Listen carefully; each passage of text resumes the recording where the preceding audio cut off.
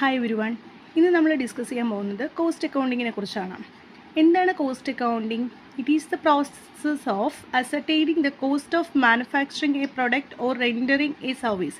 അതായത് ഒരു ഓർഗനൈസേഷൻ ഏതെങ്കിലും ഒരു പ്രൊഡക്റ്റ് മാനുഫാക്ചർ ചെയ്യുകയാണെങ്കിലോ ഒരു സർവീസ് റെൻഡർ ചെയ്യാനോ വേണ്ടി വരുന്ന കോസ്റ്റ് എത്രയാണെന്ന് നമ്മൾ കാൽക്കുലേറ്റ് ചെയ്യുന്ന ഒരു പ്രോസസ്സാണ്. എന്തിനു വേണ്ടിയിട്ടാണ് ഈ കോസ്റ്റ് അക്കൗണ്ടിങ് നടത്തുന്നതെന്ന് വെച്ച് കഴിഞ്ഞാൽ നമ്മളുടെ കോസ്റ്റ് കമ്പയർ ചെയ്യാനും കോസ്റ്റ് റിപ്പോർട്ട് ചെയ്ത് മാനേജറിയൽ ഡിസിഷൻ മേക്കിങ്ങിന് ഹെൽപ്പ് ചെയ്യുന്നു. അതായത് നമ്മൾക്കിപ്പോൾ ഒരു സർവീസ് അല്ലെങ്കിൽ ഒരു പ്രൊഡക്റ്റ് പ്രൊഡ്യൂസ് ചെയ്യണമെന്ന് വിചാരിച്ചു കഴിഞ്ഞാൽ നമ്മൾ കോസ്റ്റ് അക്കൗണ്ടിങ് യൂസ് ചെയ്ത് നമ്മൾ കോസ്റ്റ് എത്രയാണെന്ന് കണ്ടുപിടിക്കുന്നു. അങ്ങനെ കോസ്റ്റ് നമ്മൾ ഐഡൻറ്റിഫൈ ചെയ്യുമ്പോൾ നമ്മൾക്ക് പ്രീവിയസ് ഇയറിലെ കോസ്റ്റുമായിട്ട് അതിനെ കമ്പയർ ചെയ്ത് ആ കോസ്റ്റ് കൂടുതലാണോ കുറവാണോ എന്ന് മനസ്സിലാക്കി അത് കൂടാനിടയായ റീസൺസ് അറിയാനായിട്ട് പറ്റും അല്ലേ. അങ്ങനെ റീസൺസ് അറിയാനും മാനേജേഴ്സിന് ബെറ്റർ ഡിസിഷൻ മേക്കിങ്ങിനും അത് ഹെൽപ്പ് ചെയ്യുന്നുണ്ട്. അതോടുകൂടി നമ്മുടെ ഓർഗനൈസേഷൻ്റെ കോസ്റ്റ് റെഡ്യൂസ് ചെയ്യാനും പ്രോഫിറ്റബിലിറ്റി ഇൻക്രീസ് ചെയ്യാനും എല്ലാം ഹെൽപ്പ് ചെയ്യുന്നു കോസ്റ്റ് അക്കൗണ്ടിങ്. ഈ കോസ്റ്റ് അക്കൗണ്ടിങ്ങുമായി ബന്ധപ്പെട്ടിട്ട് വരുന്ന കുറച്ച് ടേംസ് ആണ് cost object, cost unit and cost centre.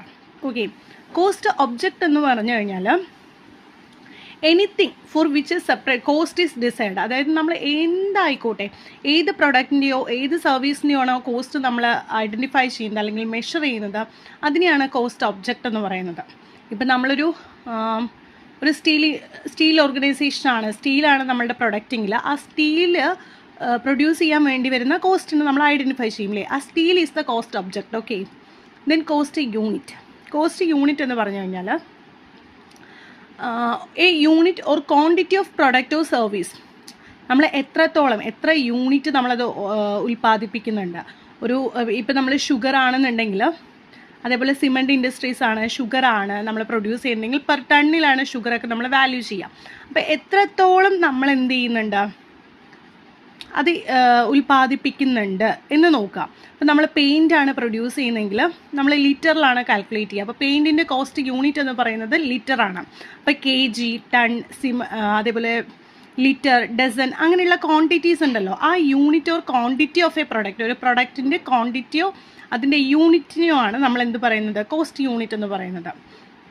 ഇപ്പം ചില പ്രൊഡക്ട്സ് കിലോഗ്രാമിലായിരിക്കും, ചിലത് ഡസനിലായിരിക്കും കാൽക്കുലേറ്റ് ചെയ്യുക, ചിലത് ലിറ്ററിലായിരിക്കും, പെർ ടണ്ണിലായിരിക്കും. അങ്ങനെ ഏത് യൂണിറ്റിലാണോ നമ്മുടെ പ്രൊഡക്റ്റോ സർവീസോ എന്ന് നമ്മൾ മെഷർ ചെയ്യുന്ന ആ യൂണിറ്റിനെയാണ് നമ്മൾ കോസ്റ്റ് യൂണിറ്റ് എന്ന് പറയുന്നത്.